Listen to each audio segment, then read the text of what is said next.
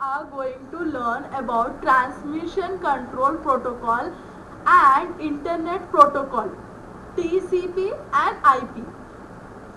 The OSI model was not the first or only attempted to streamline networking protocols or establish a common communication standard.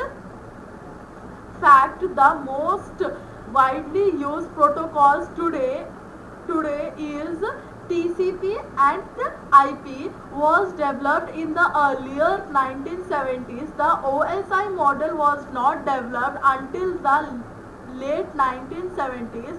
The TCP and IP protocols stack focused on the core function of networking.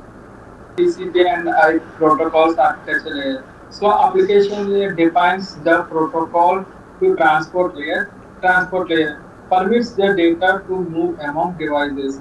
In internet layer, creates or interacts packets. Next is network interface layer, how data moves through the network. The most widely used protocol suite is TCP and IP, but it is not just a single protocol, rather it is a protocol stack comprising dozens of individual protocols. TCP and IP is platform independent protocols based on open standards. However, that is both a benefit a drawback. TCP and IP can be found in just about every available operating system, but it is consumes a significant amount of resources and is relatively easy to hack into because it was designed for ease of use rather than for the security.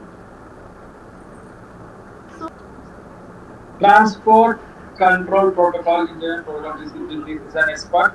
So and the application layer TCP or protocols includes the telnet file transfer that is FTP, simple mail transfer that is SMTP and DNS that is domain name service.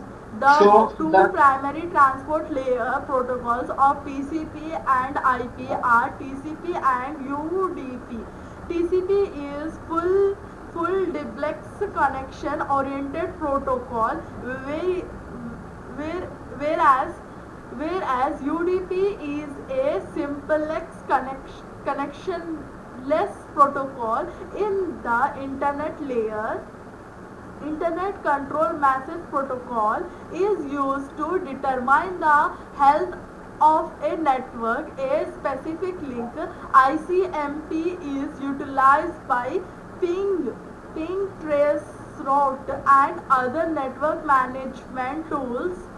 The utility employs ICMP echo packets and bounces them off remote system. Those you can use ping to determine whether the remote system is online, whether the remote system is responding promptly, whether the intermediary system are supporting communications, and the level of performance efficiency and the level of the of performance efficiency at which the intermediary system are communicating. So here they have given the model about transmission control protocol.